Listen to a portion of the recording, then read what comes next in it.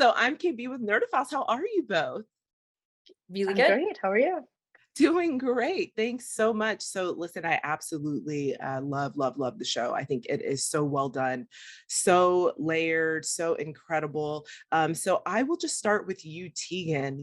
Kind of what were the hardest parts of your adolescence to share, not only in your book, but subsequently this show? I mean, writing the book, the hardest part for me was talking about sex. I just was like very uncomfortable. I was like, that part of me has not changed since I was 15 years old. No evolution has happened in terms of talking about sex.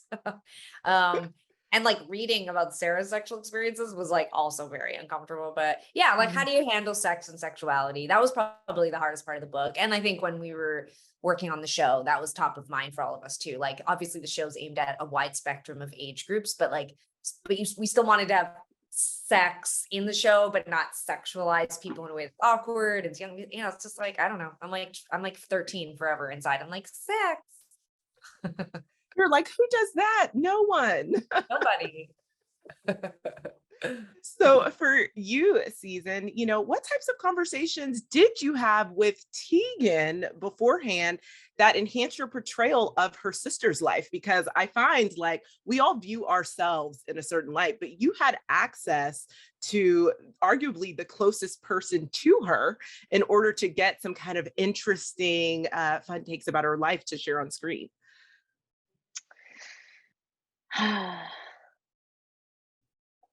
That's kind of a harder question because I don't really remember having any specific conversations about what Sarah was like in high school and like how I should play her or anything like that. It was anytime we hung out, it was just to hang out. It wasn't really like I have to hang out and I have to get to know her and I have to get to know more about Sarah.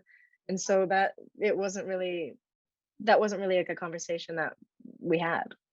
I Ooh, like that though. I liked that you guys weren't like, I don't know anything about acting, but I kind of enjoyed that you guys were you brought your like you weren't quizzing us. You weren't trying to pretend to be us. Like it really felt you just brought yourself into the script and or brought yourselves in, read the scripts and brought yourselves into the story. And like it's true. Like when we would hang out, you guys never really asked like, should I do it this way or how should like, you guys were just like kind of like coming and hanging out. I just assumed you were obsessed with us and you were just like on the internet doing research and I just you're like, assumed after we got the invite to come over, you were obsessed with us. I was obsessed with you guys. I thought you were so cool. I still think you're so cool. oh, I love that. You guys were just like, listen, it's already kismet. It's already meant to be. We don't even need to do anything else. We already love each other so much. So I love that.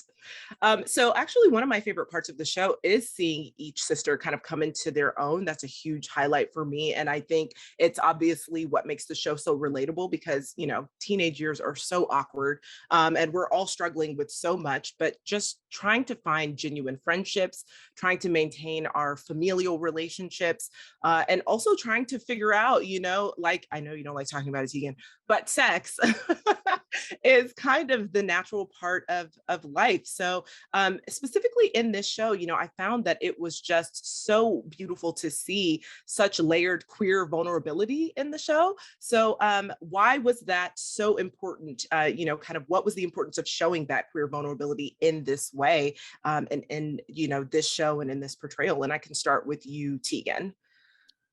I mean, we wanted to make sure it was a true to life queer experience in the 90s. I think we see there's lots of really great queer representation in film and TV, but I think when it comes to teen girls, there's even less than like there's just hardly any. And sometimes we see it quite neutered, or it's overly sexualized and then it kind of feels weird to watch. And so like it was just about trying to find that like sweet spot where we remind like the takeaways I have from my like teenage years was that I was in love with my friends, whether I was actually in love with them or not. I just was in love with them and I wanted to be around them. And I think capturing that longing and that pining and that obsessive notes and talking on the phone and all of that, like that holds room, that holds space for like you don't have to show sex. You can just show how obsessed and in love you are. And I think it's like done really beautifully. I think Clea handled that so wonderfully. And I think season specifically obviously has lots of makeouts in the season one. And I think like it was handled so well. Like, there was such a relationship between her and Olivia and there was a great relationship and rapport on set between Clea and Seazynn. It was like really nice to just be a part of that. And like, I think striking that balance, like, I don't know, when you're a teenager, you're just like so obsessed with your friends, like, you're just so obsessed with like being around them and you're learning so much about them. And I feel like the show handles that in a really, really respectful way. It's just like, you just like are instantly want to be back in high school. Like we just watched it at TIFF and all my high school friends were there. And it's like, afterwards we went for dinner and they were like, just made me miss high school so much, which is a lot. Nobody misses high school. No one sane is missing high school. So high school fucking sucks, but it makes you miss high school. Yeah, that's so true. And what about for you, Seazynn? Just talk a little bit about the importance of stepping into, their into Sarah's life and really being able to kind of show, more like queer vulnerability in this way. Yeah, I think showing I think that there was a lot of queer vulnerability on the show, and I think that that was really important because I think it's not an easy thing to do in real life.